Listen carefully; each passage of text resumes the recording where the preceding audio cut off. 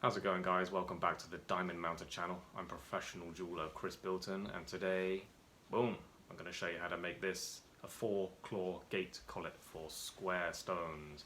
Now my collet is slightly off square because my citrine is a little bit of a cushion shape, but everything in the video will apply to making a collet for a perfectly square stone princess cut or anything like that. Now my video will take you from the start, meaning having your strip of metal ready to be turned up, and then I go through all the stages of turning up the collet, cutting the daylight and putting the claws on. And you may have noticed it's a long video, it's almost 2 hours long, because I go in deep explaining everything that's going on through my mind as I'm making it at every stage, pointing out pitfalls and things you need to be done to end up with a nice, sharp, perfectly made collet. Mine was quite chunky, quite heavy. I've done that on purpose. That's not the only way I can do it. As you get good at jewellery, you will learn different styles. So when you're working for people or customers have different requests, you have the ability to make things in different styles to suit their needs.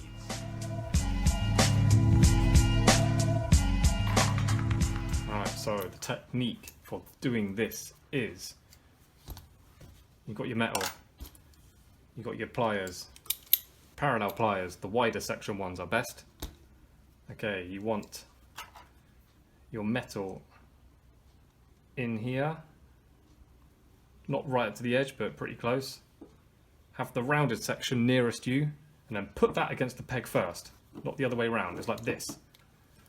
We're going to grip that, keeping it straight, using that edge as a kind of levering point, and then this edge of the pliers is going to push the metal up. So just keep that sturdy, and then I can use all my arm, and it just bends quite easy. When you get good at this, I mean, I reckon I could literally do that so hard without it twisting. I could just tear that in half. Put that in there. Rounded section nearest me. Give it a little bend. Slide it up a bit. Give it a little bend. Slide it up a bit. This is quite physical. You're using a lot of strength, but combined with control. But I feel like I'm just squeezing it. I'm not really yanking on it. It's quite a controlled, small motion. And then just understand that you're levering off that and then holding the metal there. And just keep everything straight. If you start twisting it, it can kink. So I just move it up a little bit. Very small amounts of curvature I'm adding every time. And I'm just moving along it, trying to keep a nice curve. Try to do the same amount of curve every time you adjust your pliers. And I'm going to move along. Right, top tip alert. Right, I've curved that much now. That's not curved enough, I'm going to go over it again. But top tip is, way before you get to the end, start curving from that end. Turn it over, just curve it there. The idea is, if that's curved, it gets very difficult to lever it and get that end bent nicely. So start going from that end a long time before you get anywhere near it. It will help you.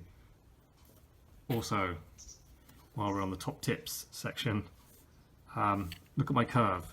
It's not great, and to highlight how not great it is, you put something slightly smaller than your curve up next to it. You can see that end is straight. That's kind of bumpy, but it sort of follows. There's a big straight section there, and I've curved after it. I don't know why I didn't bend that much. So I've got to go back to that and then curve it nicely, because I want a nice continuous circle. Anneal it often.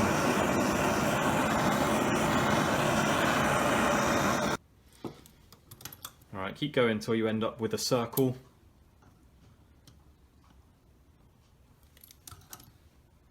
I'm checking around it looking for flat spots. I want it to be evenly round. And one trick I do, you can put it on your ring stick. You want to find something round which is slightly smaller than the circle, and then that highlights your flat spots. Alright, I'm about to anneal this again, but I'll just show you the stage I'm at.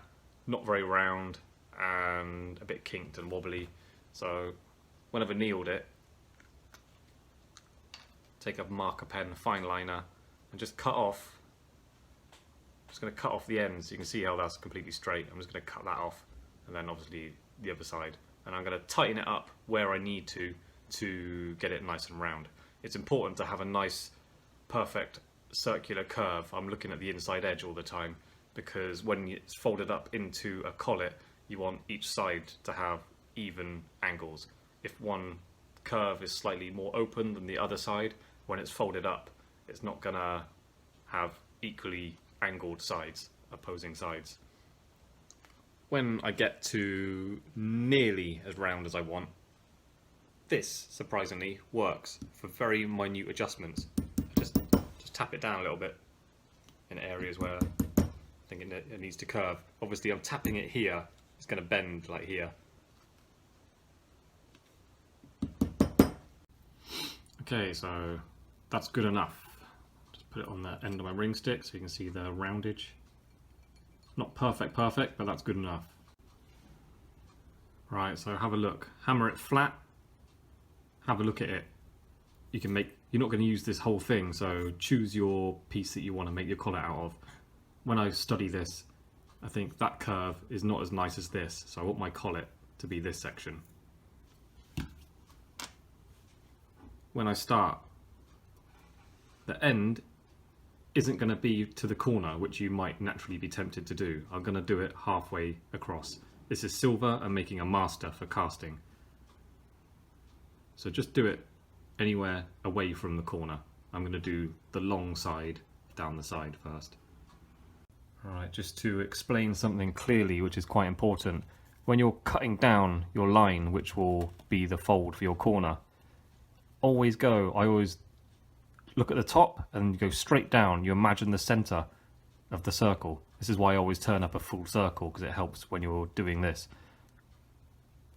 You cut straight down from the outside, heading towards the center. That's usually the rule when doing claws on any collet. And if you always follow that, you'll always have the same angle. If you did one slightly off, I know that's exaggerated, but when you fold it up, when you folded the whole collet up, it's not going to end like that. One end's going to go up or go down, and it's going to ruin it. So I think it's quite important to always get that cut nice and straight. So I just start it off, keeping my saw blade, using that line to cross the center. Being careful not to catch the opposite end.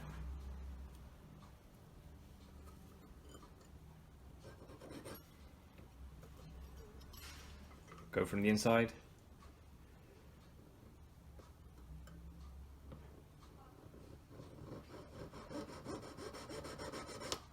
There you go, that's all I do with my saw, just start it off. Next stage, 2 different needle files, one the tri-square, the other one the square. With the triangle, using that edge to groove in. Again, always keeping it straight, thinking about the center to the top, and just moving backwards and forwards along that line.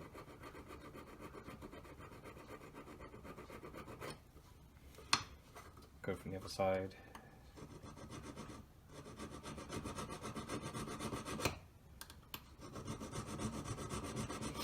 I think you should go through the metal 2/3 to 3/4 of the way through. Certainly not right up to the other end. You want some strength in it for bending. If it breaks off, it kind of ruins it. It is repairable, but I'd rather have the full collet folded up without one side being soldered on.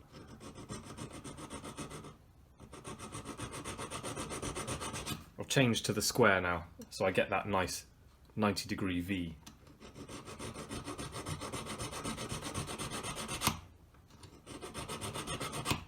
Have a look at the ends, see how far you go in. I'm not even halfway through yet, it takes quite a lot of filing.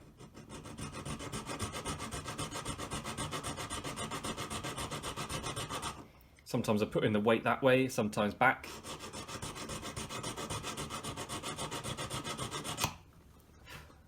a look. I'm getting there this side, I just need more this way.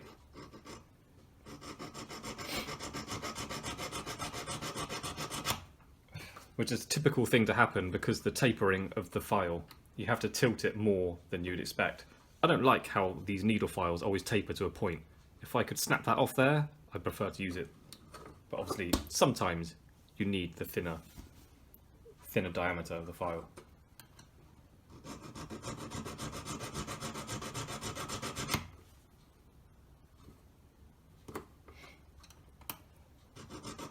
Sorry about my sniffing, I've got a cold.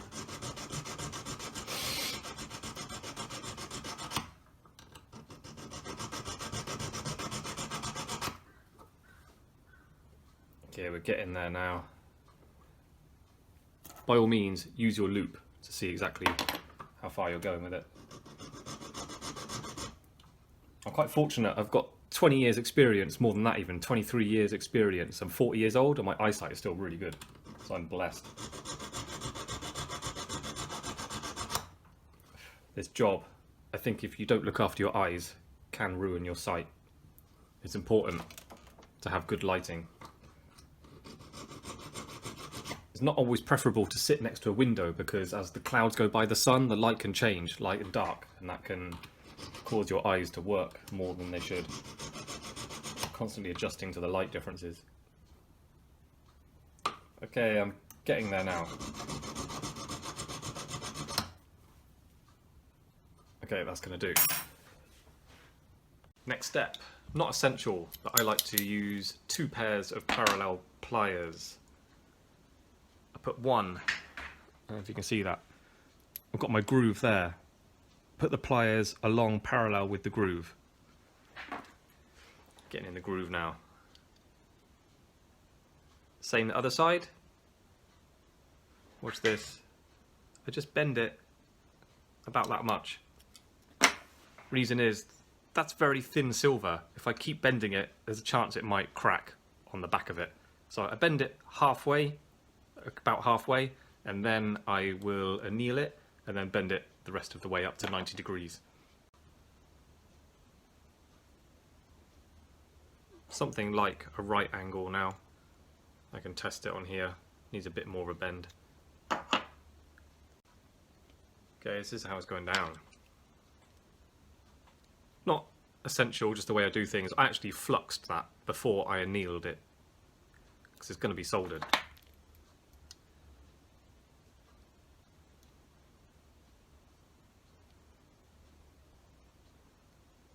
I'm using parallels just to keep the sides flat. You don't really have to. I can hold it just on that small piece is enough, and then push that down. As long as I'm close to the fold, it'll be fine.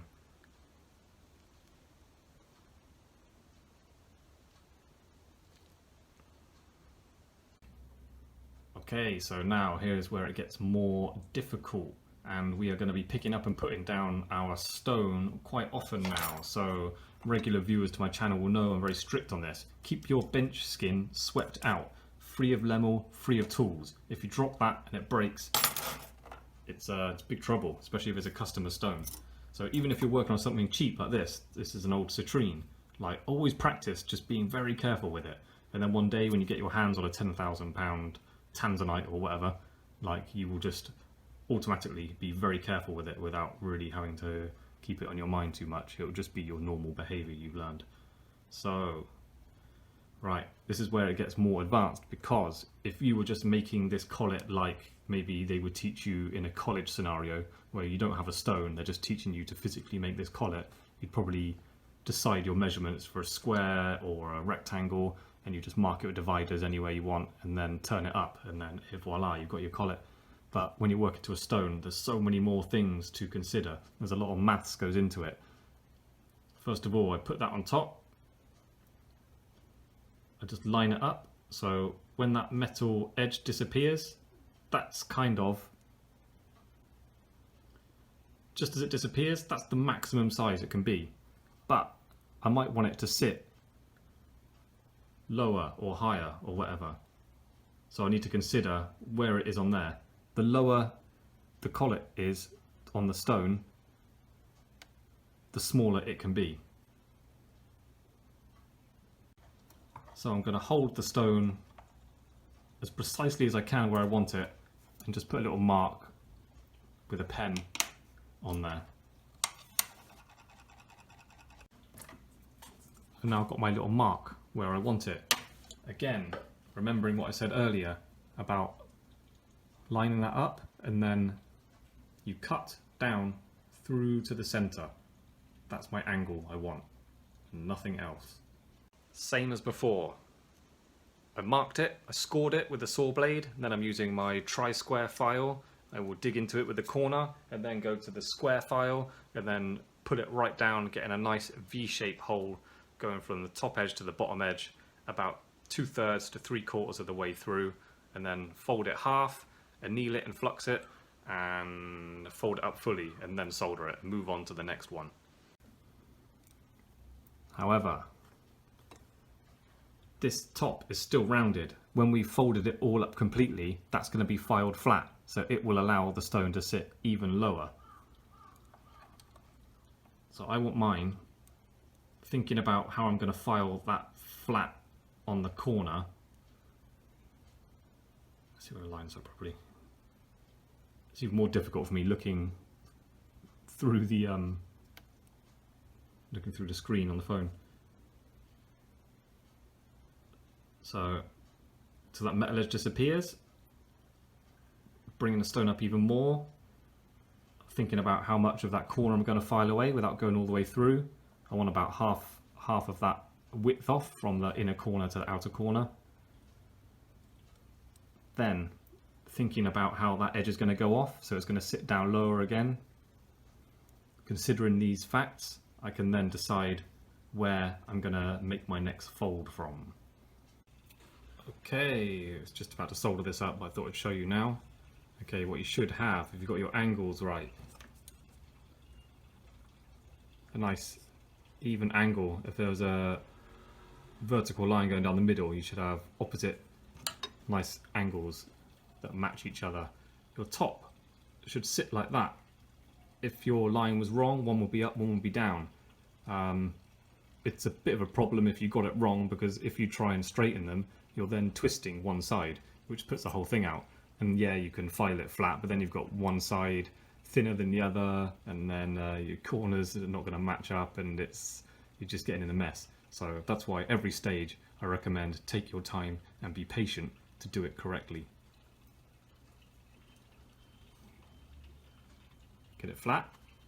That looks really high, but once that edge gets flattened off, it's going to sit down there.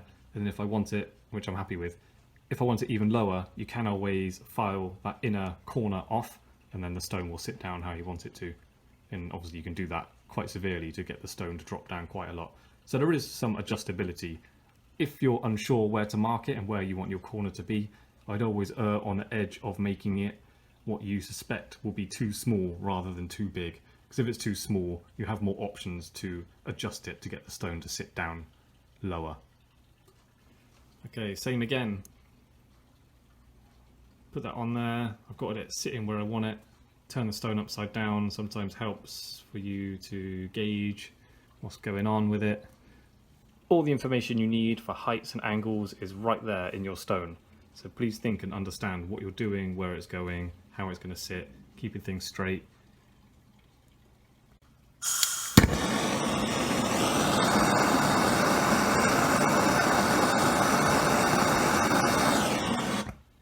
When you're soldering up your corners, and eventually the last one when you're soldering all up together, really worth your while using hard solder.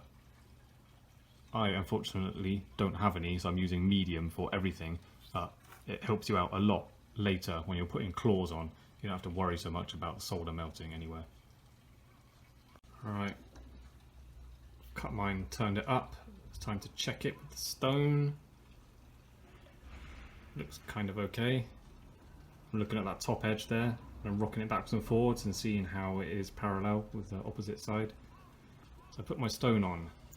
Now, things to consider. It may not sit down nicely because this edge is still very high. These opposite sides in the center are the highest part, so ideally it should sort of rock on those without touching at the ends. And the idea is Once that's flattened, the stone will drop down and then should sit comfortably on all four sides. Okay, so here's a trick I learned in my previous video. I've blue tacked a watchmaker's eyeglass to the front of my phone. So we've got ×2 magnification here. Right, hopefully I can explain those distances. Put some light on it.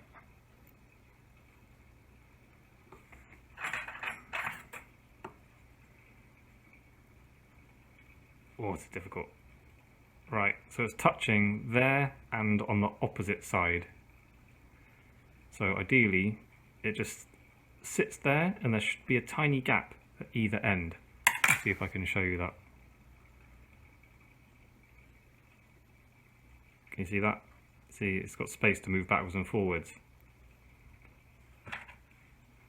Technically, once this edge is flattened, when I've got it all finished, the stone will drop down and then it should touch and sit nicely against all four walls.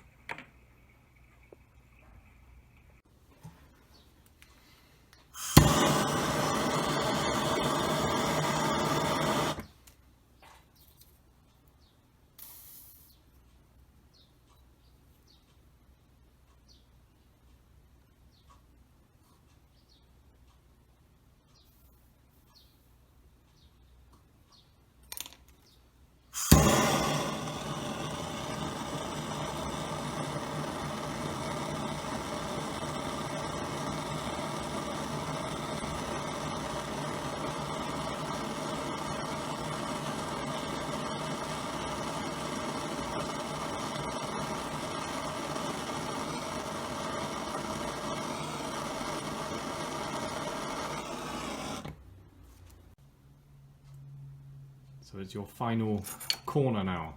This one is very, very important. You get this in the correct position. So obviously if it's too short, it's gonna not be straight parallel with that end. So really take your time. I don't do this myself, I gauge everything by eye, but it might be an idea to actually use your dividers or take a measurement and actually score a line first. It will help you be confident before you cut. But really take your time and check your measurements all the time.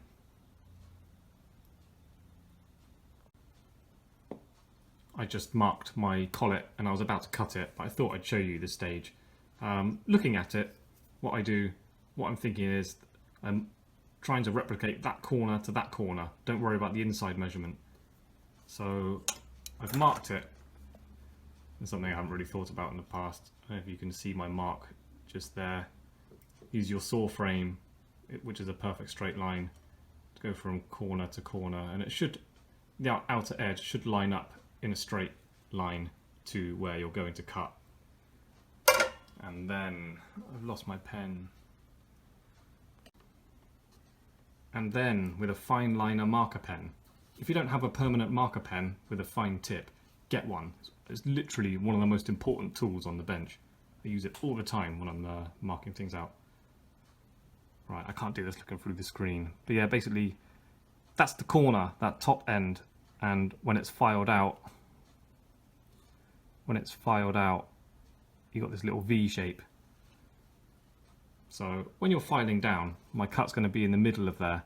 When I'm filing down, I'll keep checking it. I keep double checking my measurements. And if I feel it needs to come in a bit more, you can pull the file in a little bit. There is a little bit of adjustment available to you. It may not fold up in a very nice neat line, but at least you can fold it at a perfect right angle and then fill that with solder. Hopefully you don't go too far out, but it's not the end of the world. If you are adjusting it as you're filing down, you can pull it in a little bit or pull it out. But ideally, you really want that edge to line up flat with that. So you get the perfect square or rectangle or whatever you're using.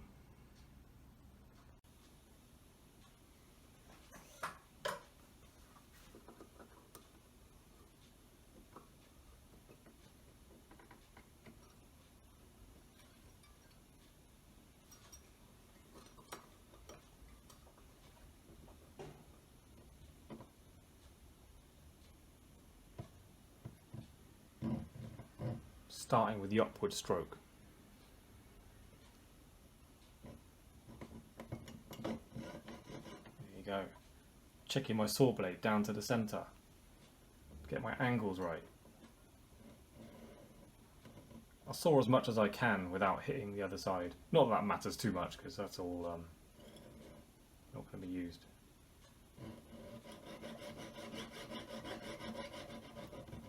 I just rock it backwards and forwards, just tilting the saw blade.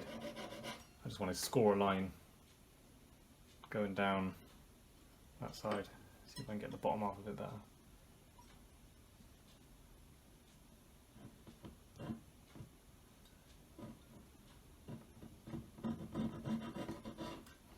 That'll do.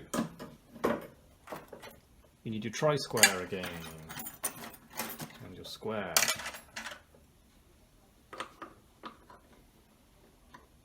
Score this out. Stay on course, don't start twisting your file. You only hold it, move it backwards and forwards in line with where you want it to go. You can't hold it that way and expect your line to go straight.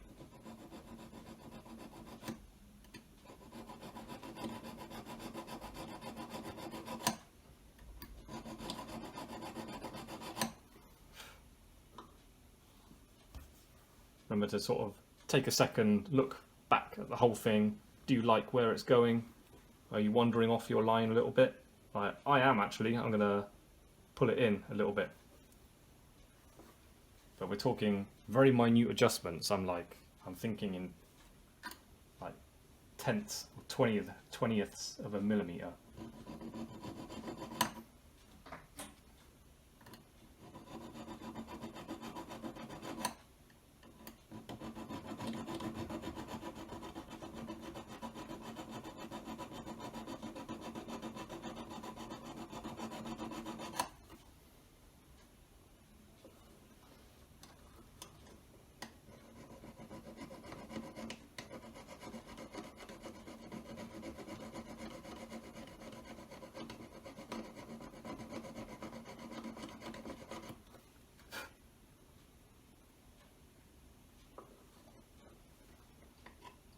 Some people you work for, if they're jewelers themselves or used to be, old school guys might be very funny about you blowing Lemel off your piece because you could be wasting all your Lemel gold dust.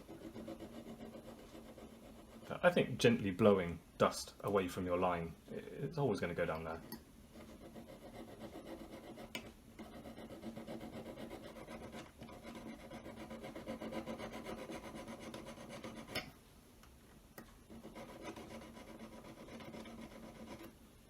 But the amount of people that know about this kind of side of making jewellery, getting fewer and fewer.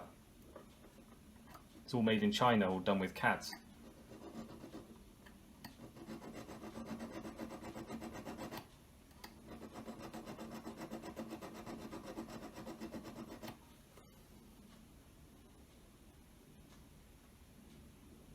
Things being made in China used to be a bit of a joke, like very cheap toy cars and things were made in China.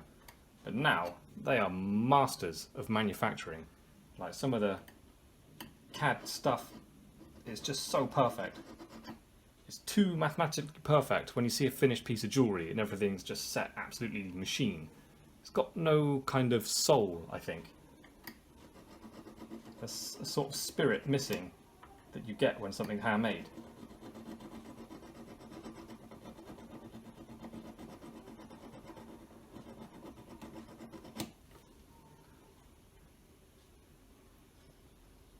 Right, I'm about halfway through now, but I'm going to start squaring it off. Okay, so I've just done my first bend. I'm going to flux it and anneal it now, and then fold it right up. I'll show you how I get the ends to join up. Okay, so I just bent it a little bit more. Get some light on there. Oops.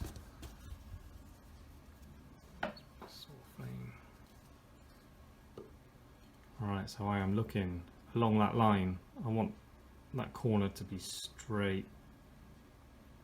which will be fine. That should land. Okay, this side is alright. This side. By the way, don't do this if you're working in gold. It's such a waste. It's only because silver is like a practice metal. You can sort of do this. I may as well have just cut that off. I don't know why I didn't. But a little bit concerned about that. That's close enough. There is a chance to, if you soldered it up, but it's not quite straight. This metal is thicker than you need, so there's a bit of adjustments possible where you can file the outside. You want to keep all the walls, all 4 walls, the same thickness all the way around, just for neatness. And yeah, you can adjust the inside and the outside. There's a little bit of flexibility, but like I said before, it's like tenths of a mil. You really want to aim at making it correctly and perfectly if you can. Right, just thinking about the next step. Mistake I made, I did not cut this down through carefully enough. It's not quite straight, so that balls me up a little bit. So I'm going to get my saw blade in the middle, cut it directly in the middle at a good angle, and then join the other side up from there. The reason I think it's good to go in the middle, if this was gold and you weren't thinking of having it cast, having a join down the center is where the shank will join up to it, and then when you're polishing it afterwards, you don't have to worry about any solder lines showing up down your collet, because that's a shame if that happens, because obviously you've done the collet, stone is set, the shank's on there, everything, and then when you're polishing it, which is the very final stage, you get a little line showing up, a little solder line. So yeah, that would be a big shame if that happens. Yeah, I'm going to cut this through and then push that down. Have it slightly too big, so it's really squeezing in there, and then I'm going to put a thin saw blade through it so the ends are nice and flat together, and then solder it up.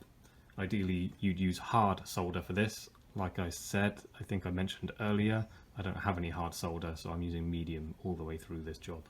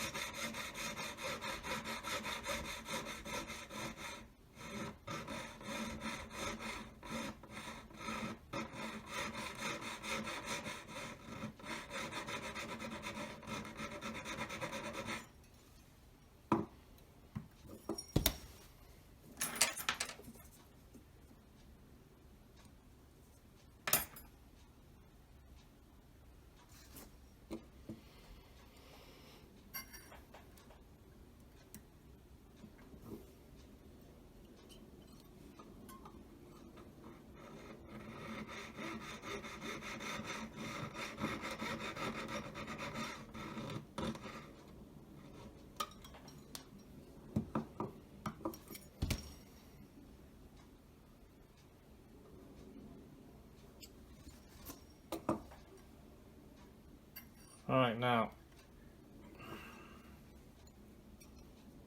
I'm not just going to line that up and cut it like that. I'm going to go on the safe side, and perhaps I need to pull that out a little bit, but I'm not going straight to that line. I want it a bit longer than I need, just for safety, and I will slowly reduce the measurement until it fits in nicely.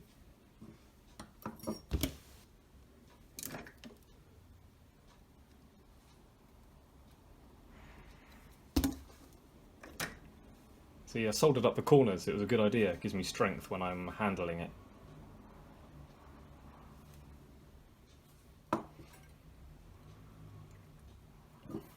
Alright, I will zip that through.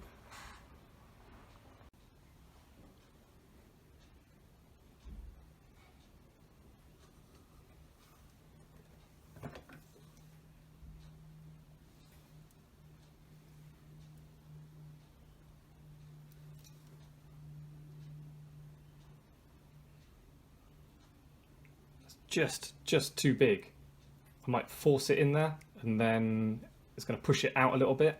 I'll put a saw blade through there so it's a nice straight join, and then it should fold up nicely and be a good shape and ready for soldering up.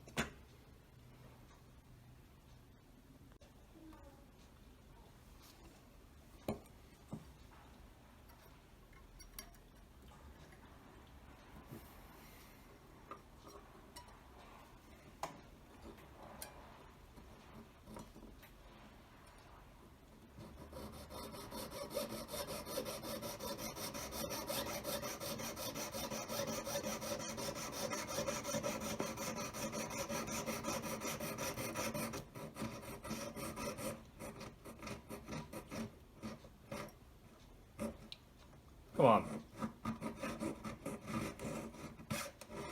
What's happening is I'm squeezing it as I'm cutting it, so it's gripping the saw blade, but it's essential we keep going because there's a burr, the last little edge has got to come out. You've got to cut through it.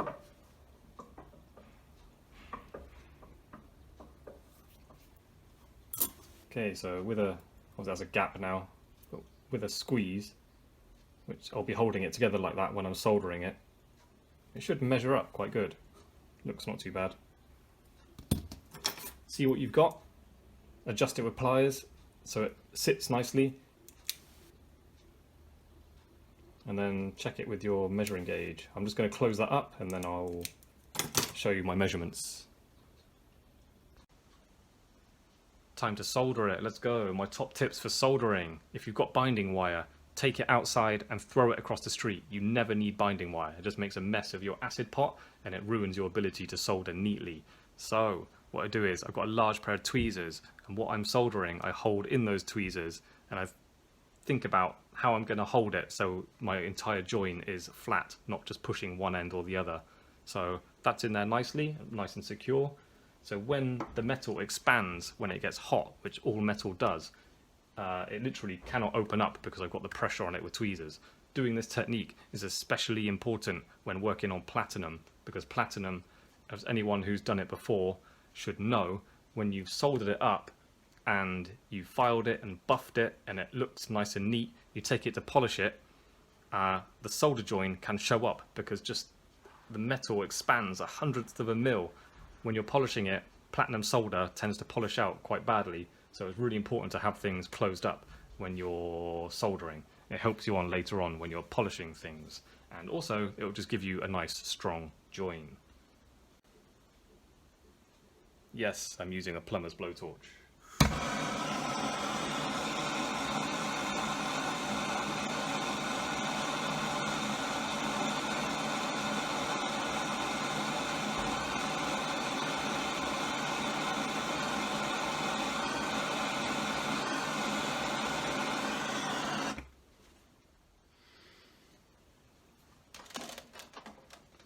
So you've got your collet, you're happy with it, you finished it, it's all nice and square, your measurements and your angles are all good. Next stage, we're moving on to filing. So here I've got a bastard file, which is very coarse. Coarse files will file more quickly and you can finish your piece quicker in a shorter time. So I'm just flattening the top now. So do it carefully, go straight down. You want it to be flat, not at funny angles. Just think about the sides and how they look to the top. So basically flat. Secure it against your peg.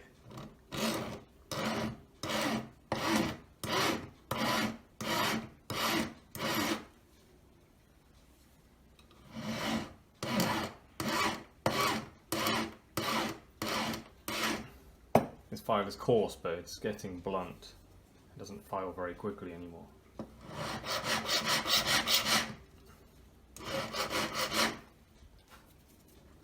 Silver conducts heat very quickly, so it will get hot while you're working on it.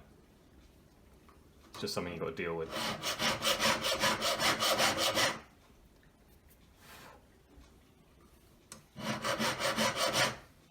Making jewellery, you're constantly holding sharp, hot bits of metal, so it's going to ruin your fingertips. But with a bit of experience, they will harden up and become heat resistant.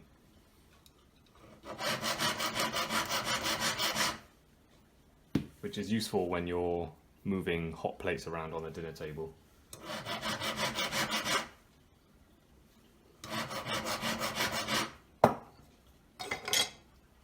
Right, so I'm going to flatten it a bit more, but just to double check what I'm doing, staying straight. Again, I think about the middle line and then make sure each corner angle is even. If I start to file it, tilting it down one way, it's going to very clearly look wrong. So this just needs a touch more, and then we will do the sides. Right, file that down a bit more. Have a look at yours. Is it nice and flat? You can put it on your metal block if you want and turn it around and see how you think it looks. Next, on the sides, again, secure it against your peg.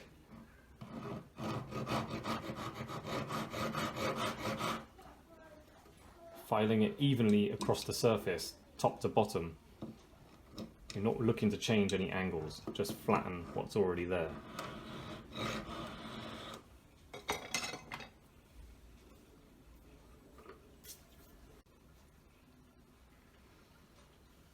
Right, these are a good tool to use. Forget about what the measurement is, but just you've got these two adjustable parallel lines. So you can put your collet in there and just have a look. Check your accuracy. You can even have it just off the edge and look down. I can see mine is looking slightly twisted, so I'm going to take some off there, and it should straighten up a little bit.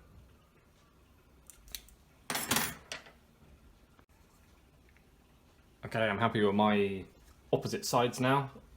Now this one, secure it against your peg. Now I'm looking to create a perfect right angle from that corner and that corner. So I'm just going to file it with my file flat against the entire side, just to get the whole thing completely flat, because it will be ever so slightly rippled. It may have hammer marks in it where you've been tapping it flat while you were turning it up. So we're just getting rid of all that and making sure we've got a flat surface.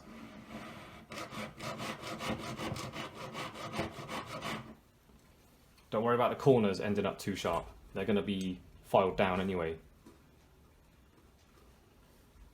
Okay, most important thing is getting these right angles right. Don't worry about that inner edge too much. We've got enough thickness to play.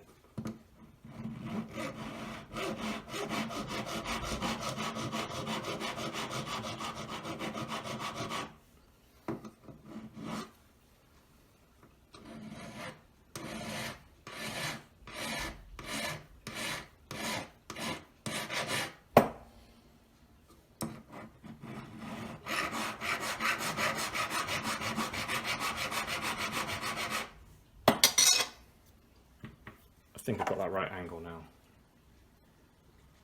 What we're doing, this looks pretty good.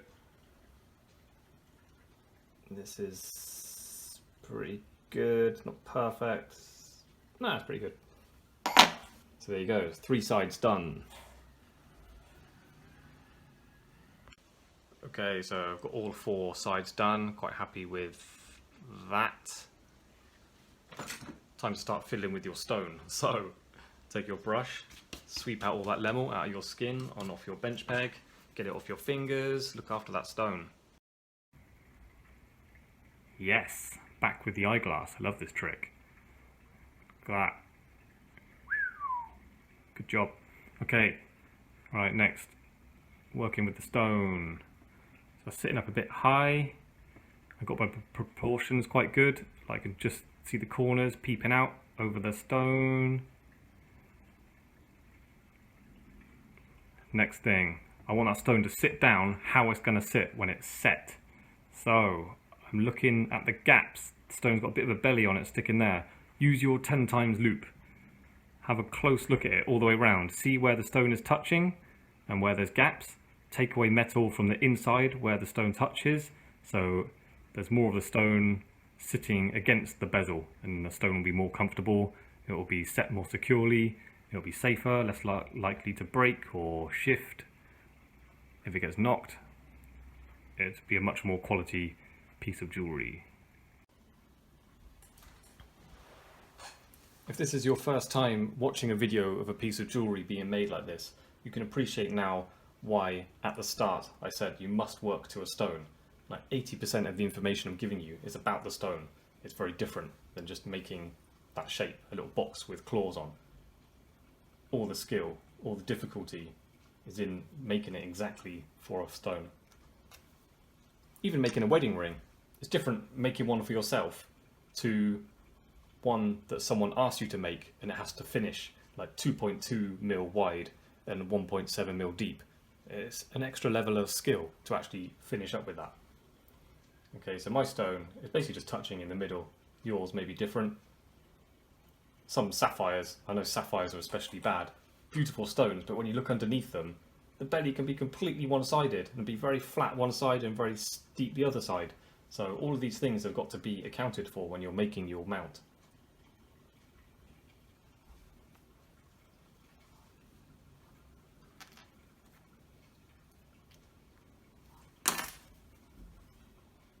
To take metal away, you can phrase it, it's very quick. You can needle file it, even thread your saw frame through and then zip away. It's just really that top edge where the stone's going to sit. I think I'm going to phrase mine.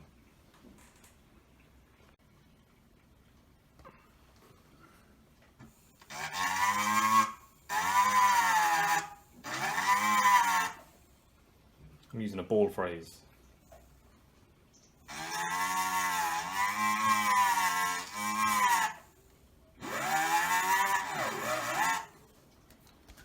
Okay, taking a bit off both sides, put the stone in again, make sure it's flat, have a look what's going on. Okay, the space is in the correct place. It's now touching that end and that end, so when I take metal away of these, it should sit down.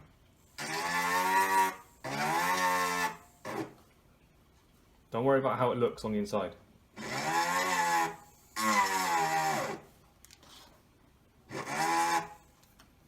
It can be polished out later, but for now, just get the stone fitting right. Okay. That's touching.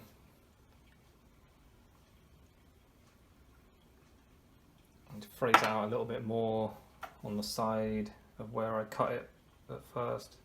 Yeah, same that one.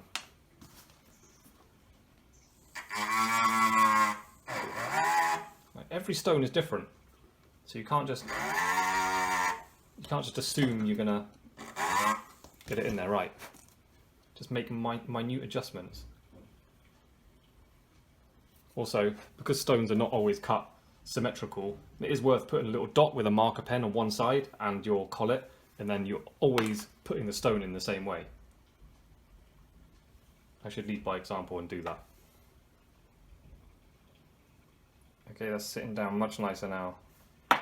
Touching, as it gets lower, you might find another part of the stone, another facet touches, which is what's happening to me. I'm having to take metal away from the middle down the sides here.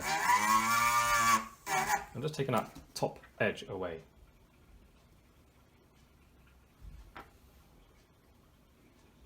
Okay, that's better.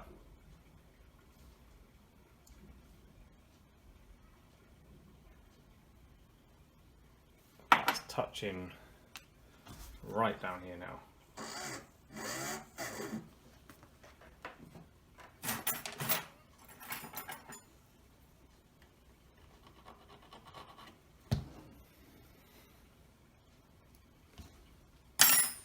Don't put tools in your skin. Okay, now that feels much more solid. It's not rocking about like it was. And if you think about that, when that's set, when there's claws on the side and they're squeezing the stone and pushing it down, the stone is well supported all the way around, which means it's less likely to break, it's less likely to come loose or start to rattle or twist. It's a higher quality piece of jewellery. This is that handmade attention to detail which separates your jewellery to cheap handmade things. I might go down a little bit lower.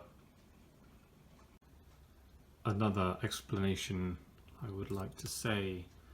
Earlier on I mentioned marking one side of your stone and one side of the collet, so when you're putting it down and picking it back up, you can always be confident you're putting it in the same position. Like if I turn this around,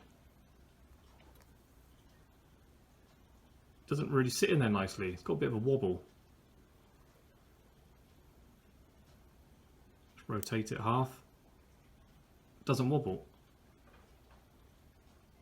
It's got a nice solid footprint in there. Next, I'm taking my paper disc. Come on. Paper disc in the sides. If you haven't got that, I would recommend getting one. But basically, I'm doing this. You want to buff lines opposite to what you're about to use your dividers for, to run a line parallel with the top and bottom. The reason is when your buff lines go that way, any marks going this way show up very easily. So it takes just the lightest mark to put lines on it, which is useful. Without, you want to mark your piece without actually damaging it, scoring a deep line.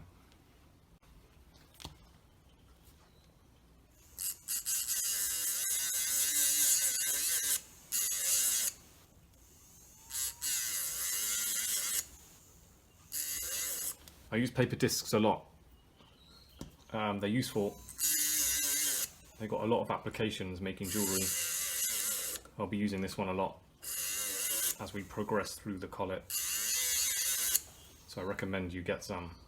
It's not a difficult thing to buy. You buy them in packs, like a long box, with about 100 in or something, and they're not expensive.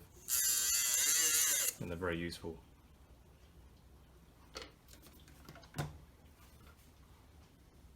So I didn't go over the top, I didn't have to do too much, but basically just getting my file marks out, and I'll just do this with a buff stick just to get some lines going vertically on it.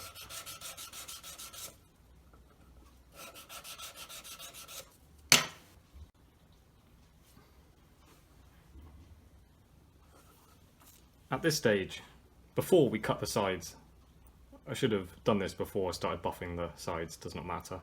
But we're going to take the bottom up, and what I do is I put it on flat, how it fits nicely.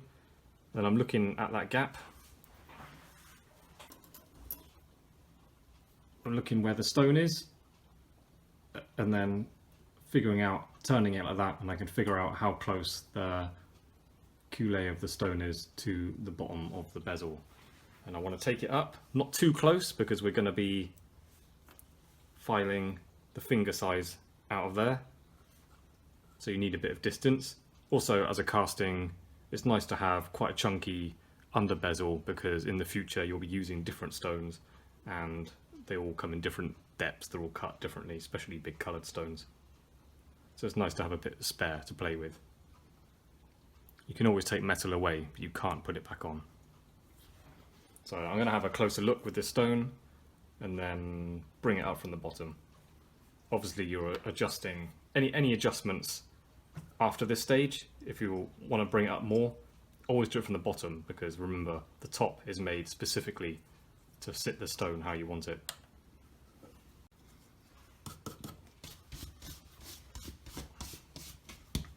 When you're at a stage where you're picking up the stone all the time and checking it in your mount, make sure you keep your skin clean. There's no tools there, nothing. I can drop that, and it just lands on a clean bit of leather. Very, very unlikely to damage. If it landed on that, maybe different story.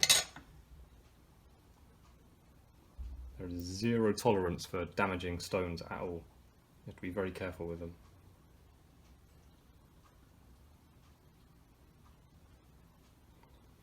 Okay, so this is still way too deep. So I'm gonna take a little bit more off and then continue. Okay, I'm leaving my collet really deep. Sorry, it's not focusing. This is really deep. I've got like probably 2 mil up from the bottom before I hit the collet of the stone. The reason I'm leaving it so deep is it's going to be cast, so I've got that depth for future castings to play with if I need it, if I have a really funny shaped cut stone. But also, one thing I'm considering, this is quite wide, so when I file that finger size in it, because it's going to sit on the finger this way, so the narrow end is going to have that shape filed into it, and because it's wide, it's going to go up quite a long way. So I'm just playing it safe by leaving it really clearly too deep. And then I can confidently continue. Okay, so next step. And I can be certain I won't have any problems when it comes to parallel gap that goes between the top and bottom, usually around the middle. So the design is up to you a little bit. Mine is like this. Maybe halfway. And then below, just below halfway. I don't know, you need to consider, you know, this narrower end is going to have that filed in, because it goes, there's your shank here, the ring goes that way around, so your finger goes in that way, so this is going to be filed up. And like I mentioned, because this is so wide, to get it nice and neat from corner to corner, it's going to have to come up quite a long way. That's why I'm playing it safe with this one and keeping it nice and deep until the last moment. So you're welcome to draw lines on it. I just use a fine liner marker pen, just where I think would look good. If it's too metallic, too thick, it looks cumbersome. This one might benefit from having quite a wide gap down the centre, something like that. Dividers. I've decided that's my top line.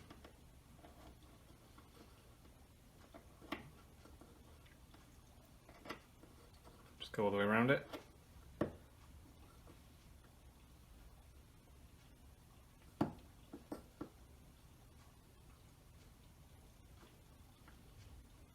Just adjusting them so, see how I like the gap. Yeah, I think I'm going to have quite a big gap on this one.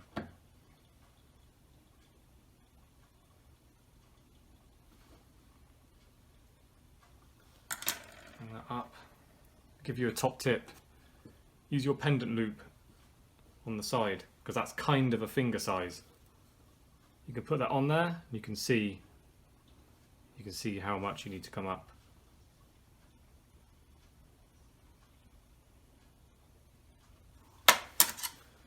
So it gives you an idea where you want to go with it. Yeah, I'm going to put my line there, and I'm going to bring the bottom up a little bit more. Mark it out all the way around. Make sure it's parallel. I don't think my bottom filing is that straight, so I'm just using the other edge to go around it. Look at that, I was well off that one. Okay, that'll do. And then once that bottom is up a little bit, it should look alright. So I'm just putting a fresh saw blade in, a thinner one. I think this was a 330, or 3/0, I think they call them in Coventry. I don't know why. Make sure it's tight, and I've got a thicker one. I don't understand the numbers on saw blades. I think this one's a 3 and this one's a 3/0, which I think I prefer 2s. I haven't used one for a long time, but I think 2 was my favourite. I haven't had one for ages. Right, so I'm starting from the corner. I might start from this corner on my line, just slightly to the inside of it, making sure my saw doesn't slip down.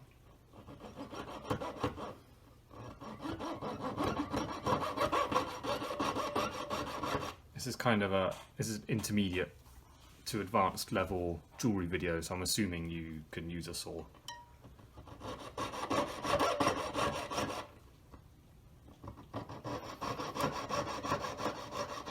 Although even beginners will be welcome to try this. It's good to start early.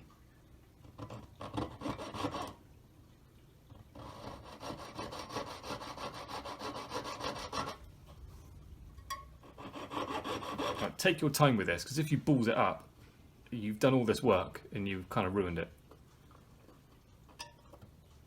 I know you can nick it accidentally, and then you can like solder bits up and file out marks, but you're kind of going backwards and forwards. You just want to just do the correct thing without any mistakes.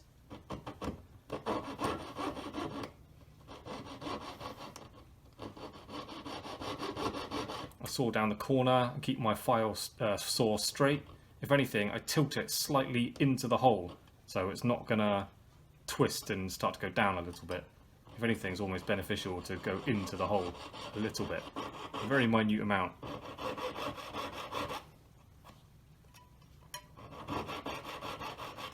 And what I do is I'm cutting, making sure this side's going straight down, but kind of tilting the saw blade so it goes up this line a little bit.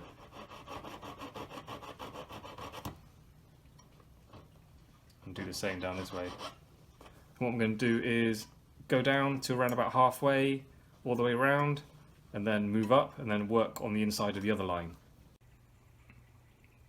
Okay, to show you a close-up of my collet, you see my two lines. I've got my saw cut above that line, straight across there, and then down there up to the line. So I've just got enough space. I may just go through it with a thicker blade to try and pull it up into the up towards the other line, and then I'm just going to open it up the usual way with my paper disc. But I'll show you every stage. Starting to break through now. I decided to keep the thinner blade in and then just widen it. It was one of these awkward kind of distances. It was too difficult to do it neatly with a wide blade, and then the thinner one kind of slips into the hole. I'm just almost like skimming it wider. But I'm getting there.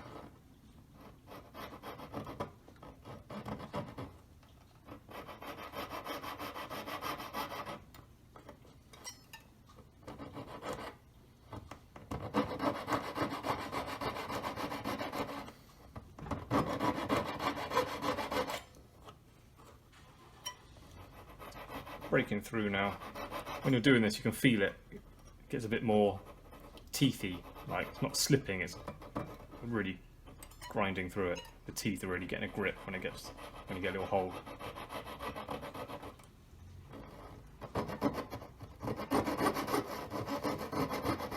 You can hear that. So he's pulling the metal out.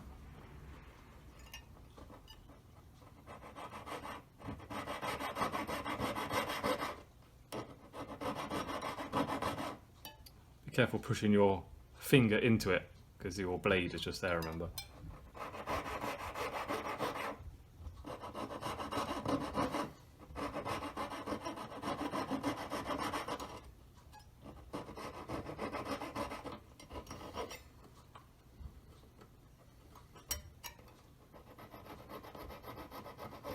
Okay, I'm going to put the thicker blade in now. I mentioned this in a previous video, but I better show you again. Put a new paper disc in, get some rough sandpaper on a flat surface. This is a buff stick I use. This is very cheap, just cheap, coarse sandpaper.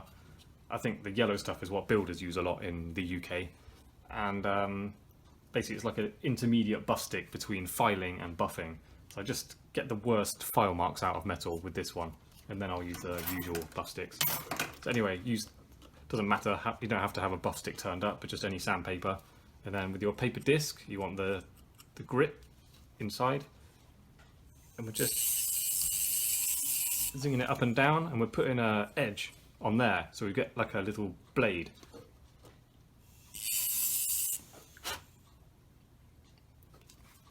So that's nice and sharp. And now that's a good tool to use and put in there.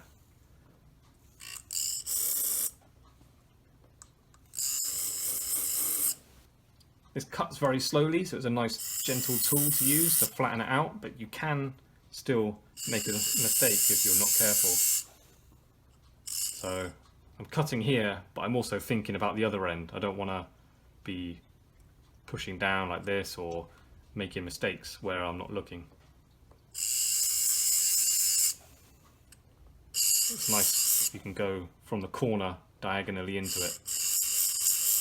You can see quite a lot what's going on.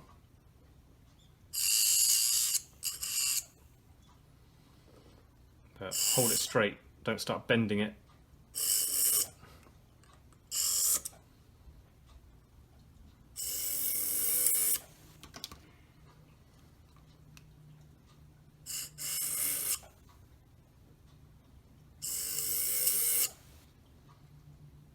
This is my second gate collet video. I decided to do another one because the first one with Amethyst had these double V claws, which might be a bit difficult to use to make, or just not what you want to see. So this one's more simple. I'm just going to have a straight round claw, I think. Maybe a square claw, I'll think about it. But hopefully you can see that on the screen. That's sharpening off the edges quite nicely. It needs a lot more work, but it's the best way to get a nice straight line. Okay, what we've got now. So I've got my black mark on the stone. I put on my marker pen. I marker pen the inside of this collet, because obviously I'm working on the outside. So I confidently know this is how my stone fitted well before. I think it sits up really high. I'm gonna cut out this edge and get it right down. But you can see the stone through my daylight hole there. But tilting it out, at the bottom of the stone there is there. I've got all that distance. There's loads of space to bring this right up. Usually more than you imagine. Like, you can see the point, the Collet, the stone there. You see that?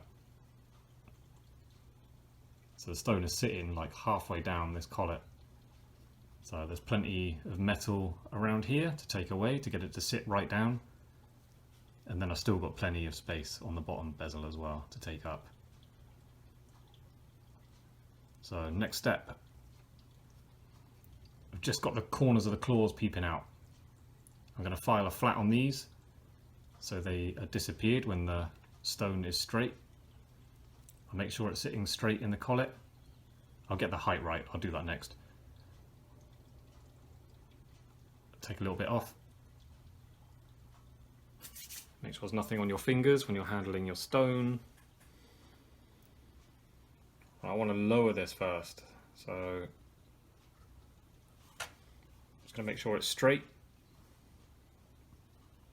Having a look around it with the loop, seeing where it's touching, and then taking that metal away so the whole thing sits down. And it's good to have it, I mean, if you can get it to touch all the way around, that's great, because the stone is very secure then. It's not going to rock around, which means the claws will hold it nice and securely. It's less likely to break if it gets knocked.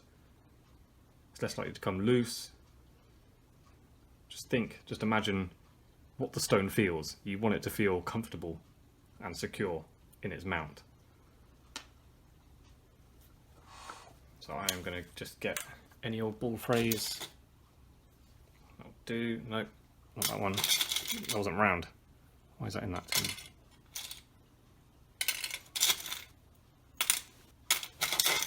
Hilarious. There's loads of drills in here. Any old ball phrase. That was way harder than it should have been. This stuff. You can use beeswax. I bought this in a shop in Osaka. It's quite good. It's good for everything, like burring your phrases and stuff, or the saw blades, but it's not good for pulling down wire. Beeswax is still the best for that. So, here.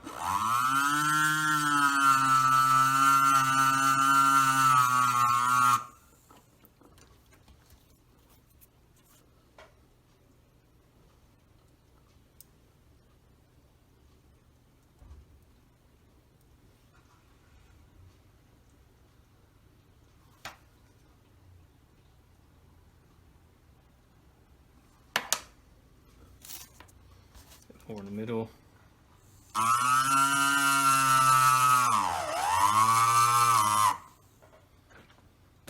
It doesn't matter too much what it looks like on the inside. So I'm not trying to make it look all smooth and fancy. Okay, it's touching the other end now.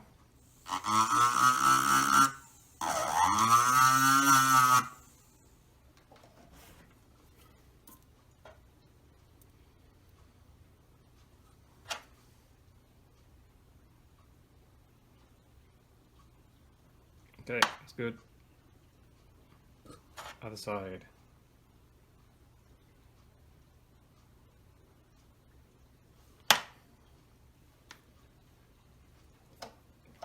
Same as before. I'm starting on that inner corner and then just going down a little bit.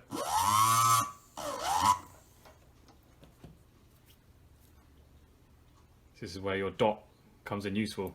I don't have to pay attention at all to the way I put it down. I just confidently know the stone is the right way around. The stones are rarely cut perfectly symmetrically. They're done by hand a lot of the time, so all these facets, different, opposite sides.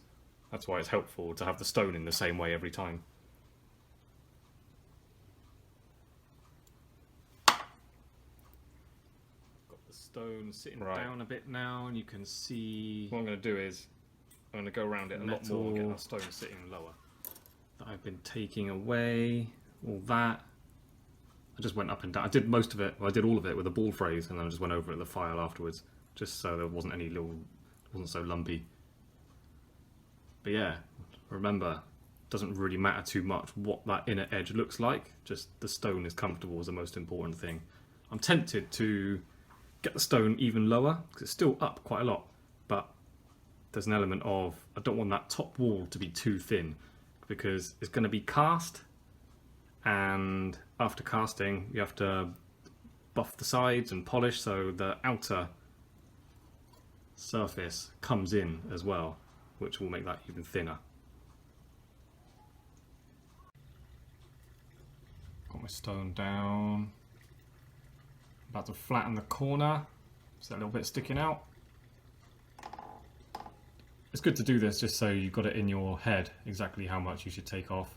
But yeah, if I just put a claw on that corner, it'll be way out from the stone, which means if it was physically on there, for that stone to be set, it would have to bend from that point and then go over the stone, and it would look a mess. You want your claws to be straight, so when it's set, just that tip, like the claw is straight, but the tip of the stone is cut into it, and then it's just balled up on top, and that's a nice claw. It's not bent forward, or sometimes people do them too underwards and they're bent right back. So it's important your angles where you file it. Ideally, you made your collet nicely at a nice angle, and you just continue that angle and just go in. So you've got a nice flat section on your corner of your collet, and then your claw will just sit nicely in there. So what I'm going to do, remembering that this will be cast and it will shrink between 3 and 5%, they reckon. I'm just going to get a claw to be straight and just touch that stone. If this was in gold or anything other than being cast, I would have it so the stone literally won't sit down anymore into the bezel. It will literally sit on the claws, like up a bit high, and then when the claws are cut, it will click down there and it will have a little seat in the claw at the perfect position. So now I'm going to file that corner back so it's just touching the claw. Just touching the stone as the stone is sitting in its position. Alright, corners. Boom. Getting it flat against that. I'm happy with this angle, so I'm not trying to tilt it one way or the other. I'm just going to keep it in line with the collet. Being careful, it's silver, so it's soft. So it's possible I could squeeze that together and ruin that line. You don't want it coming out of shape at all.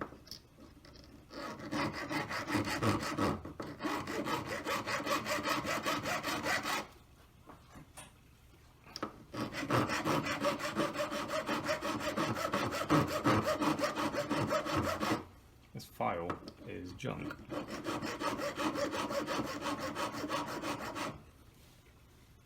The blades get coming loose, and I put like a poly filler, like just filler for holes in walls, and it's worked a treat. So I recommend that if you've got a wobbly blade in your handle, just put loads of filler in there.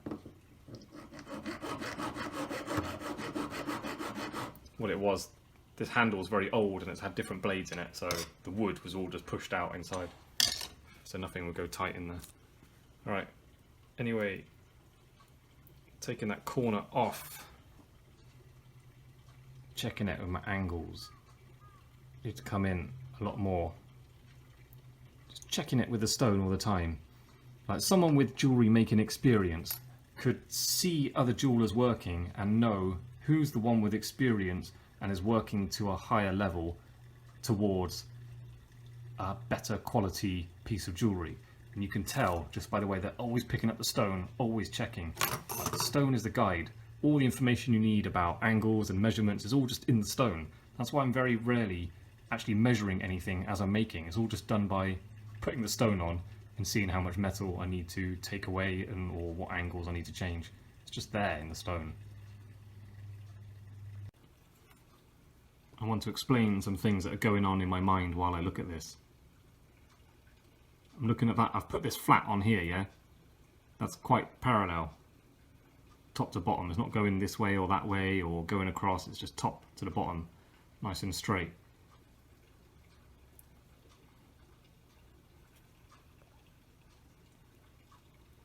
Roll that towards me, like pay attention to this edge and the edge behind it. I rise that one up until it's just there as they line up. And as it's lined up, you can rotate it that way, that way, that way, and you can see exactly what's going on with your corner. So front to back, I know it's dead straight.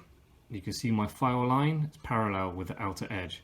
So my claw will sit like that and then look neat. If I do the same the other one, I know my angles are going to match each other. Same that way. I want this angle, I want to keep that angle parallel to the walls of the side of the collet. Now I'm going down this way. Put my stone in. Looking at the corner of my claw, I might have to come closer for this. Again, I want to file it parallel to that. So I've got my collet nice and square, tilting it out. You can see my file, the way I filed it is slightly out that way from the stone. So I've got to take that little edge off. So then I know it's confident my claw will just sit very nicely, not coming out. It won't be naturally pushed out this way or this way too much. It will just sit as perfect as possible. So all these little things are going on in my mind while I'm holding it and figuring out how to progress with it in the most accurate way. Next, filed that in a little bit. I'm quite happy with my angles. It sits just off the corner of the stone. Can you see that? And just off that stone. And the reason why I'm stopping there is I'm going to be taking a cylinder phrase and cutting into it where I'll be putting my claw. So my claw, say this is my round wire I'm going to be using, it's going to sit not on that flat surface, it's going to go into the collet. So it's moving in, and then it'll just be parallel with that wall, but be parallel with the wall, but then just going in slightly, and then that will take it right up to the stone.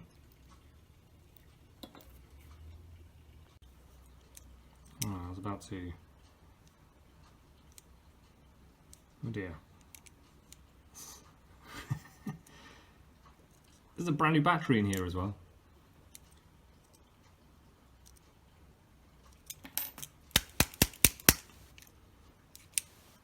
I was given this in 1998 and it's been great. Oh, it's alright. No, it's off again. Packed up in 2019. Can't really complain, can I? Right, so I'm not using that.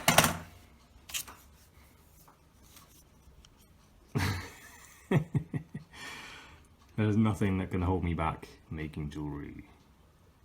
1.8mm, my little flat. Right, I decided to put, I mentioned earlier I was going to put round claws on there, but yeah, I'm going for flats.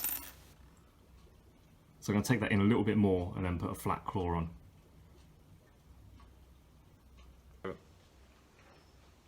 Taking that corner in a little bit more so the claw can go on there straight and it'll be touching the corner of the stone. So in this video is now a mini how-to video in this how-to video. Basically I need to pull down some square wire and then I'm going to run it through the mills and flatten it. So I'm going to show you, I don't have a draw plate, a square draw plate, so I'm going to show you how to make perfect square section wire without using a square draw plate. Alright, so rolling mills. Yeah, get it I mean, you're putting it through these, so it's kind of square anyway. What I do is I don't go narrower than my corner. Keep it a bit more. So we're going to reduce the size, so the corners will be very sharp and it'll be a little bit narrower all the way around. It should match, or you can get away with a little bit narrower than the flat on your corner. So I'll just do that first. Take your parallel pliers. Actually, if you've got the more narrow ones, they're probably a bit better to do. Put it in, go through, you can see this, go through the hole, hold it, about that much sticking out, open these, so that goes through, just tighten it a little bit. Now what I'm doing is, I'm not pushing hard against the roller wheel, because I don't want to damage it with my pliers, but I'm squeezing quite hard from the sides, just keeping that metal nice and straight, so it's going straight through. And I'll put a nice flat on that. And then I'll anneal that and then basically hold it the other way, keeping these the same distance. And then, actually I'll just do it now without annealing it. You can see which side you just milled because it will be slightly shinier. So you're doing the other one. These are very minimal adjustments. It still looks square even though I have flattened it one way. Usually feels a bit tighter, the second one, because it's slightly more rectangular. So I haven't gone straight to a very sharp corner, just a very tiny amount. So I'll anneal that and then do it again. So this is annealed again. Tighten up a little bit more. You see this? Just boop, just a tiny amount. Just feels tight as I go through that, but I'm certainly not really crushing it. And then pull it straight out as well. Don't grab it with your fingers and then turn it as you're wheeling it around the last little section. Also, something you may or may not know about wire. I see people with not too much experience, or even people with years experience actually, I know one guy, they really yank the metal through and it's all kinking up and coiling and there's like bits scraping off there. When the metal starts to bend and curl up, it means it's getting very hard and you're putting it under a lot of stress. Just keep it annealed, just anneal it all the time. Just squeeze it down 1/10 of a mil and anneal it again. It's much better for the metal. As soon as it starts cracking, and then you've got to find your little splits on the corners and try and melt them down and then milling it again to try and get rid of them. You've got to be more careful with your metal. So I can mill that once more, I think, and it will start to curl up, which means it's time to anneal. It's the third time now, just tightened it up. Just a little twist. I'm going to give it a bit more.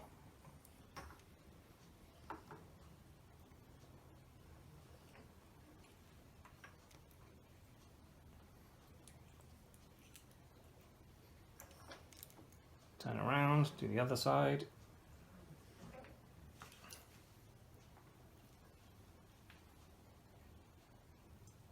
Yeah, it's getting there. Maybe once more. I'm going to do once more to get it really sharp, and then I'm going to flatten it to something a bit closer to what my claw needs to be, because my claw will not be square section, it's going to be flattened. Got my metal now, that's nice and square. Just one thing when you're rolling it through the mills, keep your angles good, like it's either flat or vertical, just keep them straight. You start tilting it, you can have a twisted piece of metal. Also, you're in danger of it, rather than being square, you end up with a kind of parallelogram, which is really ballsed up, because it's very hard to get rid of that. Okay, so my square section metal, this is obviously very, very heavy bit of metal for a claw. I can probably square it down a little bit more, but I'm just going to flatten that so it's usable as a claw, and then I'm going to taper it a little bit towards the end, just as a bit of a design.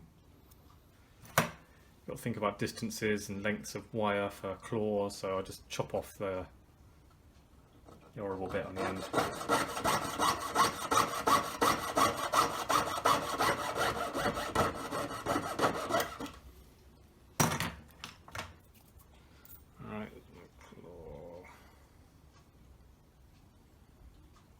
This is really heavyweight. That's what I want. Sweep skin out, off your fingers.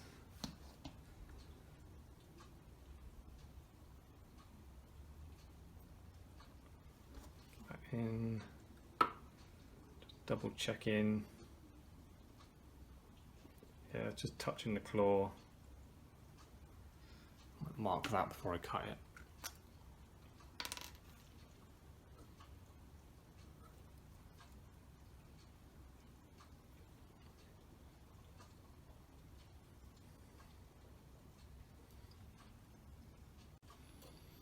So this is how I put my claws on. I hold them with tweezers. I've got like a little band, just any old scrap bit of metal you turn up and you can slide it over your tweezers and it squeezes them closed.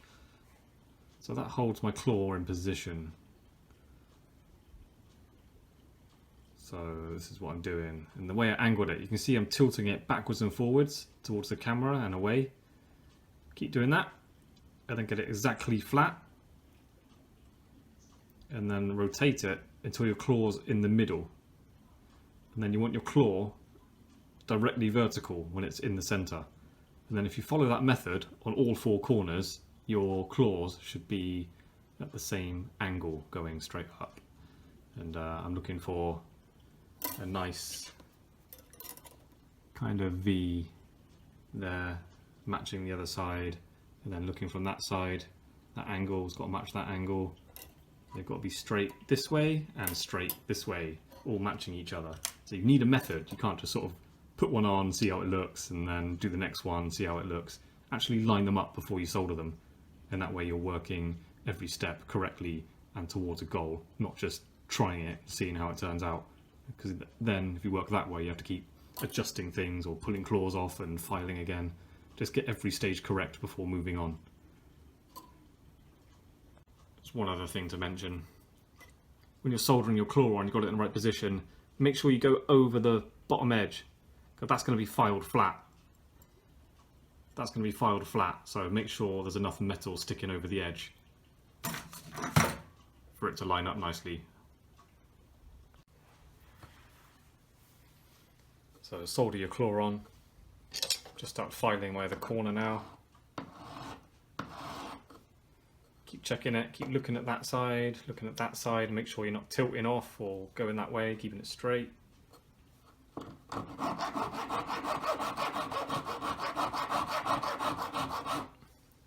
It's time to start handling it with a bit more care, because it's all silver, it's all very soft and can bend easily.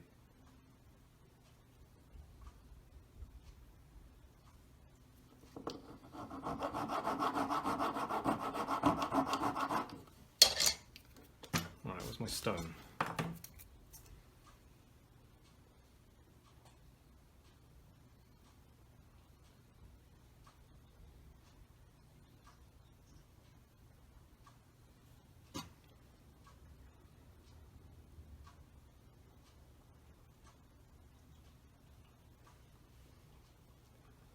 Alright, position's good.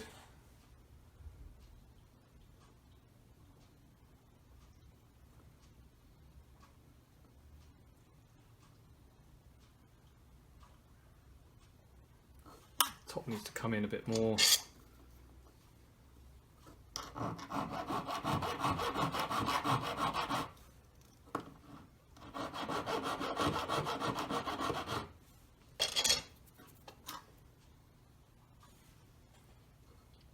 What I'm looking at, obviously you've got these angles and this angle. It's not only got to be right for the stone, it's got to match perfectly the other side. So that's got to look the same, and when it's that way, that's got to look the same. The way to achieve that is, let me see if I can do that through looking through the phone. So I'll hold that in position against flat. I'll get it that way in my eye, and then I'll rotate it.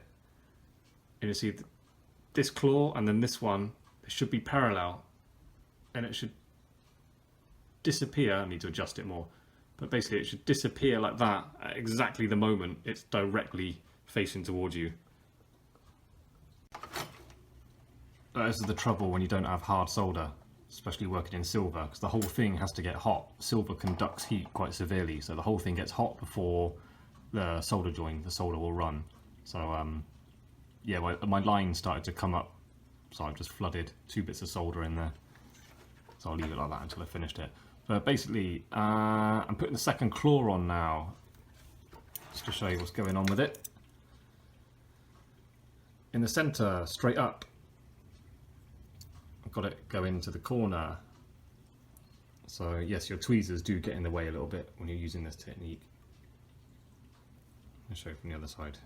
It's much harder doing this through the camera. But see, this edge and the one behind it, paying attention to those. You want sort of rock it backwards or forwards just as it disappears, so you know it's flat, directly towards the camera lens in this case. So that's flattening. Just double check that's flat. As you rotate it, this edge of the claw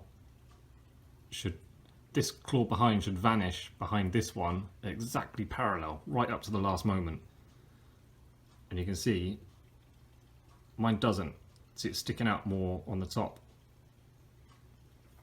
You can still see this edge rather than the bottom, so that tells me that claw needs to come in a little bit at the top, which I will adjust by filing that top bezel.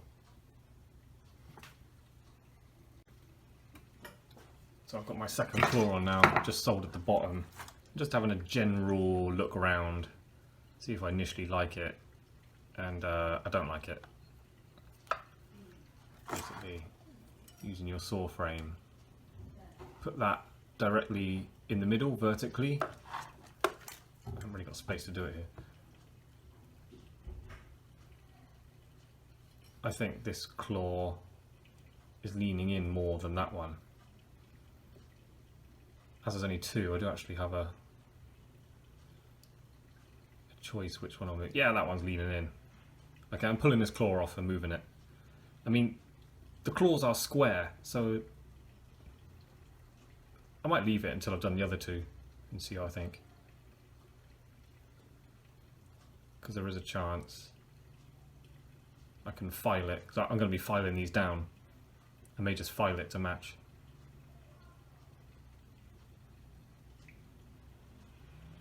It's kind of so close, I'm just going to leave it now until I've done the other 2 claws and then see what I think. But, yeah, this is making jewellery, just constantly checking, constantly criticising your work as you go along.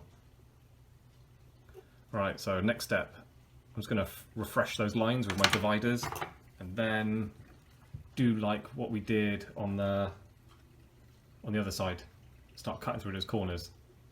But of course, before you start doing this, make sure you've got good solder joins, top and bottom of your bezels, because once you've cut that all the way through, the only thing holding that top and bottom together are these 2 claws, so make sure the soldering is very good. Now I've decided it bothers me too much. I'm gonna move this claw. So what I'm gonna do is gonna show you how I would do that. Before I pull it off, I may be able to just shift it across by having it set up like this and then getting it under the heat. And when the solder's soft enough, I may be able to just touch the top of the claw and get it to move over just right. This doesn't always work, but it's worth a try, I think. It's so quick to do, you may as well have a go. So yeah, I've got my slit in the bench peg, got my tweezers in there, they're just in there enough, they're literally holding themselves in, and as you push them down, the tighter it holds this in place. So it's not hugely tight, but it's enough tension there for me to be able to get heat on it and then move that across. Obviously, if you're doing this, just be wary of what you're squeezing together, because you don't want it to get so hot and then start squashing things out of shape. But that's obviously a solid bit. So if you ever find yourself in a situation where you're going to try this, like have everything clear and set up ready to go, and kind of have a mock practice session while there's no heat on it. So I've got my tweezers ready, which I'll use to just knock it across, make sure I can comfortably hit that and it's not going to just ping out the tweezers or fall down. Give it a bit of flux. It's only soldered on this bottom one, so that's why technically it should be able to just soften that solder and then just knock it across.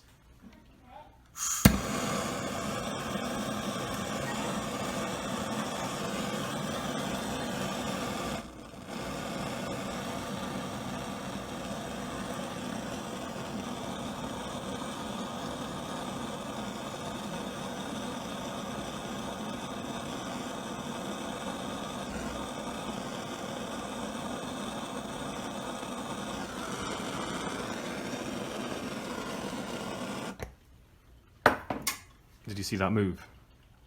That moved way too much.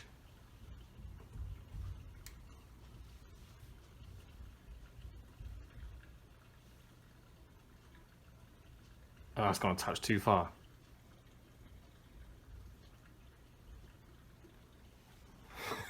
See if I can get it to go back.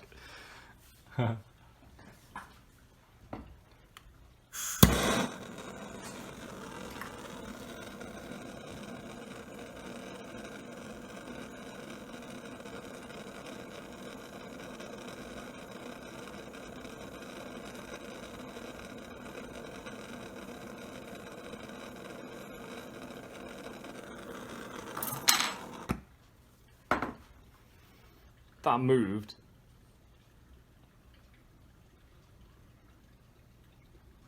I think I may have got it. I'm not sure. It cools down, have a closer look. While that's in the acid, I made this today, a little hollowed out skull head. It's going to be a pendant. My problem was, that claw now, I actually quite like it. I think that's correct. But I was trying to match it up with this one, which I don't like anymore. I think that's leaning. Oh. I think that's leaning in towards the end. So I'm going to tilt that one that way a little bit now. Yes, welcome to making jewellery. It's like this.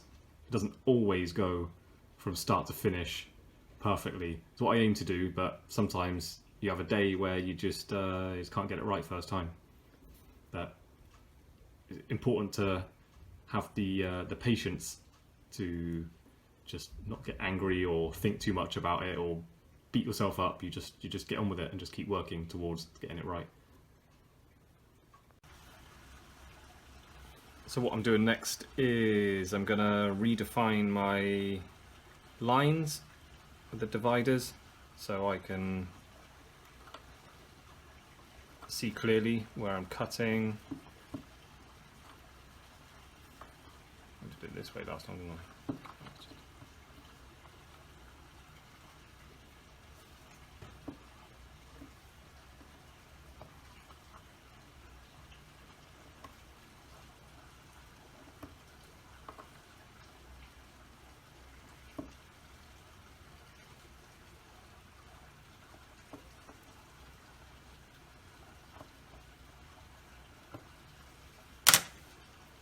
So now I can see where to cut, exactly the same as last time. Start from the corner, take my time, concentrate on doing it straight and neat.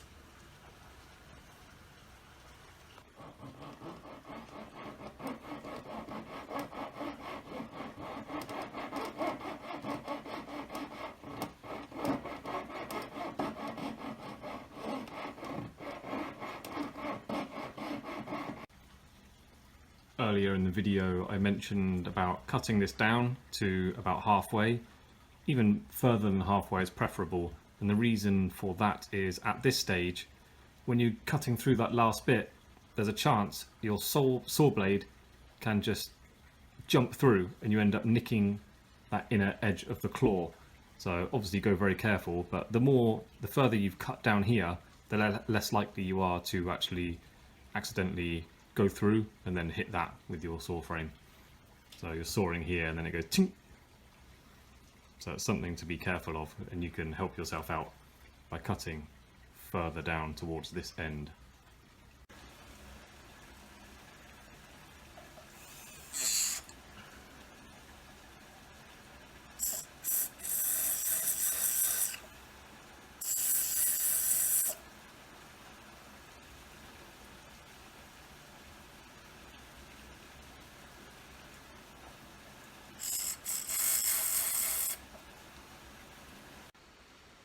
Okay, I'm going to get you trained up to be a high-level jeweler. Use your loop as much as you can. Check your work, check your solder joins, your angles. Things that you cut straight, are they actually straight under a 10 times magnification? So my one's pretty good, but just there, It's a bit of a bump, so I'm going to disc it off a little bit more. So now I've got my collet ready for the next claws.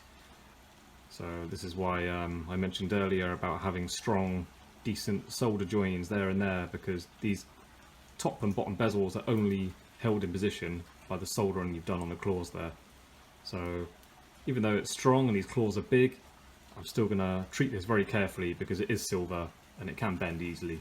So obviously bear that in mind if you're working on yours when you're filing the corners flat. Just always be very careful with it. So I've filed my corner flat, just positioning the claw now. So when you're doing yours, have just a general look over it. I use my saw frame all the time at this stage. Just helps you guide. Does the angle of that one match that one? I think mine needs to turn out a little bit there. Rotate it around. Is it the same as the one opposite? Mine's leaning out a little bit too much. Just look around it. Even find new ways. I'll put my saw blade on the edges of the corners. Is it parallel to the bottom bezel? Just everything you could think of. Going straight across. Does it... Oh my god, the focus on this camera. Does it line up with the opposite one? Just go over it and take your time and make it as perfect as possible.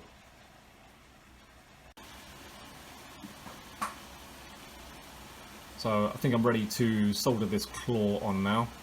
Going over it, when you're looking at yours, check your angles. Are your lines nice and straight? I'm looking at the claw on the opposite side. Do I like the matching angles? And the other one is straight down the middle. Have a look from that side. Turn it over. Do I like that? Yeah, it looks like it matches.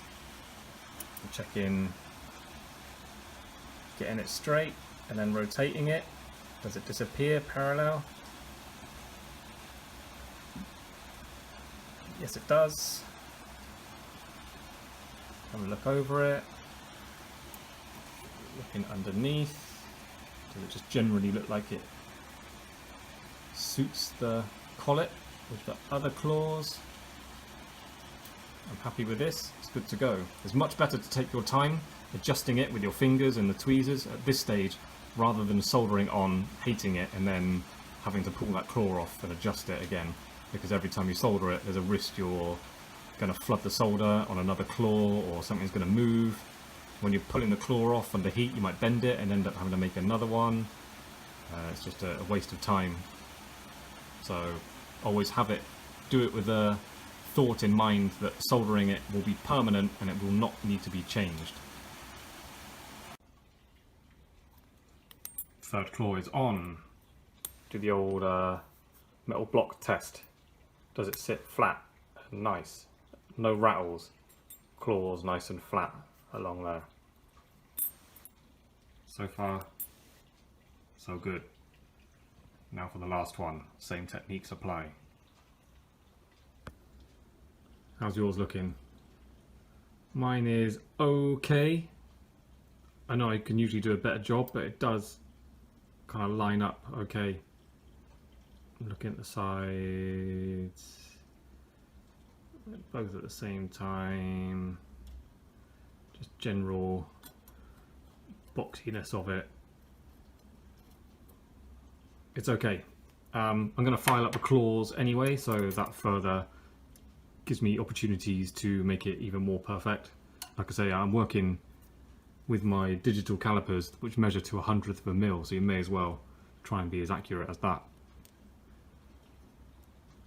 Put your stone in your mount, out of the corners, line up with your claws. General look over. So if you handed me your collet, what I would do is I'd be looking, are they straight down the middle, or just have a general look at it. Do the angles match up on the opposite sides? I'm checking the straightness of that, the parallel of the top and bottom bezels, looking at the gap. Is the gap the same all the way around?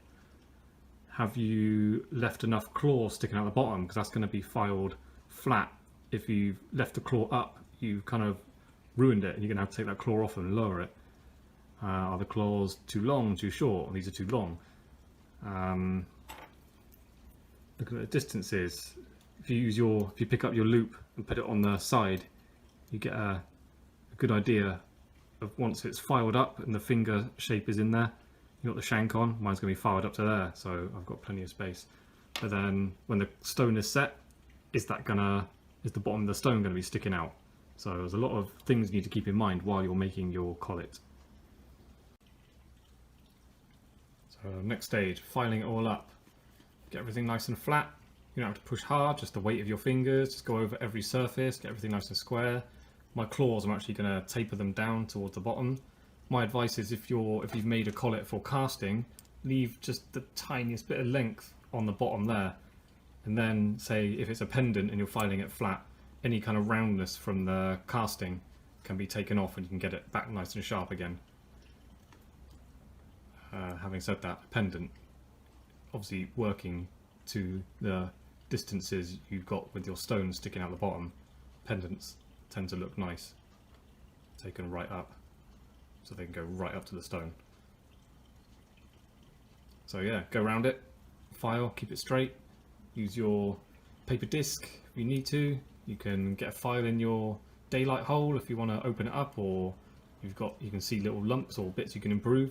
You shouldn't have, but it's possible you may find some now. You know, like I had a problem with my solder joint, so I've got to clean that up on the inside edge. And yeah, take your time and do it neatly.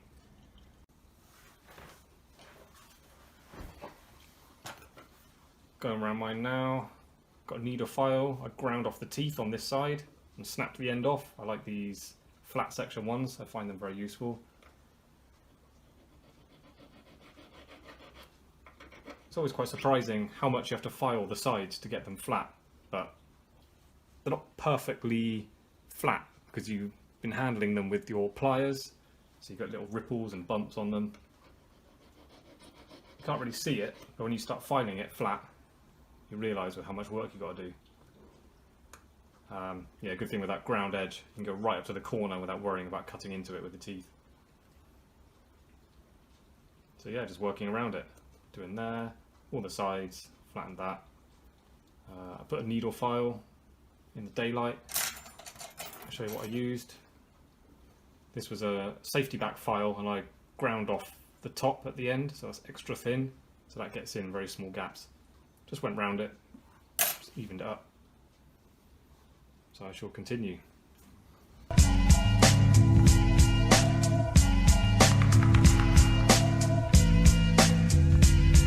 Isolated in my own.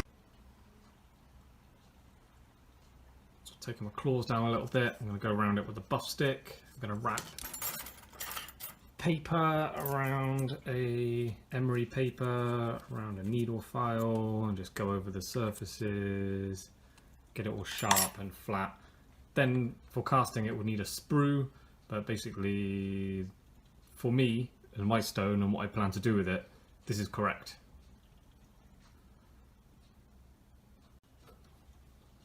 If you've done yours and yours isn't going to be cast, take off as much as you can get away with at the bottom, so you don't want loads of space under the stone, especially if you've done a big collet like me in a massive stone. Look how deep that is. If that's a ring, think about how high that's going to stick up above the finger. So you need to think not just finishing it correctly, but its wearability for a customer.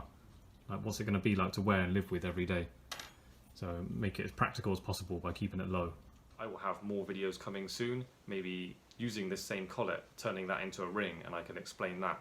And then I can collaborate all my videos together and end up with like a 10-hour instructional video explaining everything you need to know to make a ring from start to finish from the perspective of a professional jeweler. I'm not just someone who learned at college and now explaining what the teachers told me.